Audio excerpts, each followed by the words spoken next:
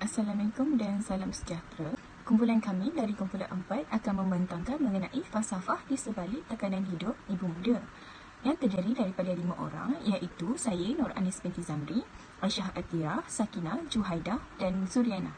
Dalam pembentangan ini akan membentangkan mengenai pengenalan, penyataan isu masalah, faktor tekanan yang dihadapi, cara-cara menangani masalah, yang terakhir kebaikan dan keburukan menjadi ibu muda.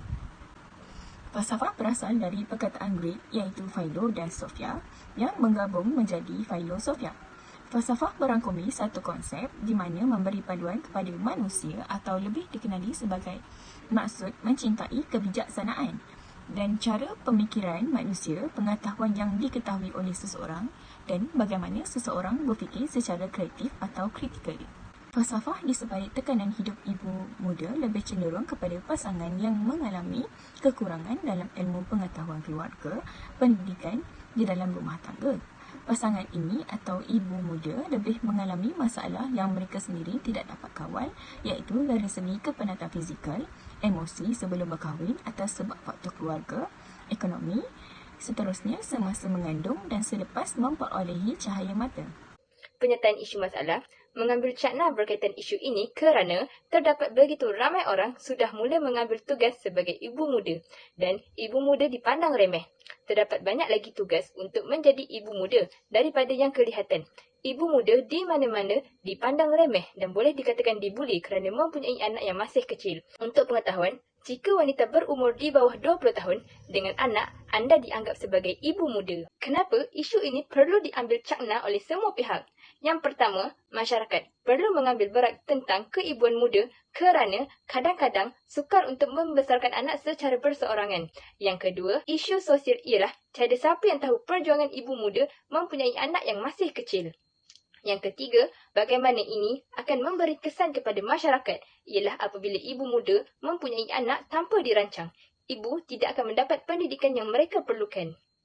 Seterusnya, kita lihat kepada halangan dan perubahan. Ibu muda terpaksa menghadapi banyak halangan seperti membayar penjagaan anak, menampung perbelanjaan anak, pengasingan daripada rakan-rakan serta penangguhan pendidikan dan banyak lagi cabaran yang mereka perlu hadapi.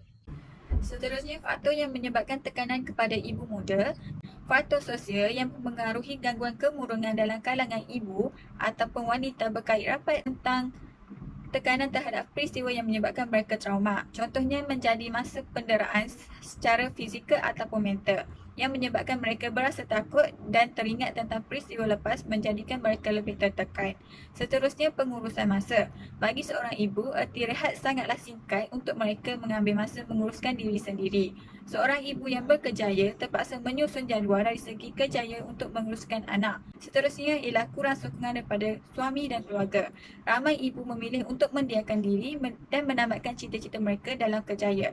Selain itu, suami yang tidak bertanggungjawab juga mungkin hanya memberikan nafkah dari segi keuangan, namun dari segi masa untuk dan anak dan isteri terabai.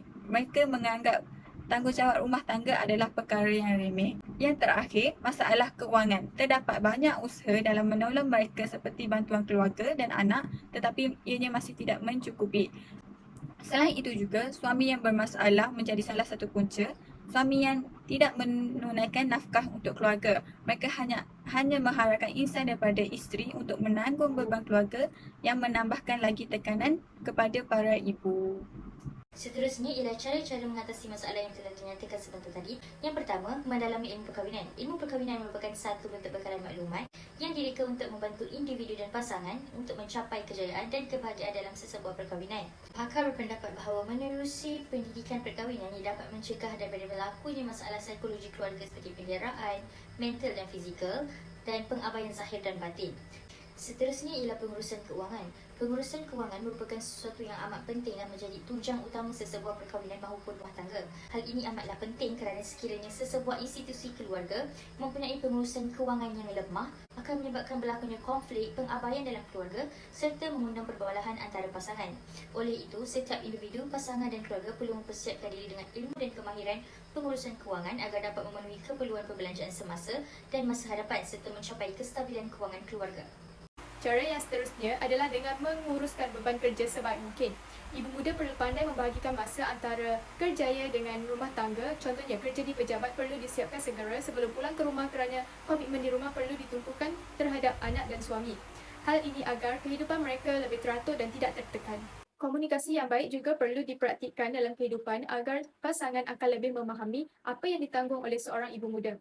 Sebaliknya, seorang isteri perlu sentiasa berbincang dan berterus terang tentang apa yang dia rasakan dan sekiranya berlaku pertelingkahan antara kedua-dua pasangan, pastikan pergaduhan itu tidak berlaku di hadapan anak-anak kerana kelak mereka akan mencontohi sikap kedua ibu bapanya. Seterusnya, kita beralih kepada kebaikan dan keburukan menjadi seorang ibu muda. Untuk kebaikan, perempuan yang berkahwin di usia muda lebih mudah untuk mendapat zuriat kerana wanita muda jarang mempunyai masalah kesihatan yang teruk dan lebih subur berbanding dengan wanita yang lanjut usia. Jika berkahwin di usia muda juga, wanita tersebut akan mendapat pengalaman dalam menguruskan rumah tangga lebih awal berbanding dengan wanita yang memilih untuk berkahwin di usia yang tua. Bagi keturunannya pula, cucu mereka akan mendapat datuk dan nenek yang muda dan mempunyai tenaga yang banyak untuk melayan karaina mereka ketika mereka masih kecil. Namun, terdapat juga beberapa keburukan untuk wanita yang memilih menjadi ibu muda. Antaranya ialah mereka akan menghadapi masalah kewangan kerana di awal usia 20-an, kebanyakan orang baru sahaja membina kerjaya dan ingin menstabilkan kewangan dalam kehidupan mereka. Terdapat juga risiko di mana wanita akan dibuang kerja apabila sudah berkahwin kerana sesetengah majikan tidak menyukai pekerjanya mempunyai komitmen lain selain kerjaya. Ibu muda juga akan kurang bersosial kerana masa mereka banyak diluangkan bersama keluarga dan mereka juga mungkin mengalami kegagalan dalam mendidik anak kerana kurangnya mendapat bimbingan di awal usia untuk mendidik seorang kanak-kanak. Jadi sekian sahaja dari kumpulan kami. Terima kasih.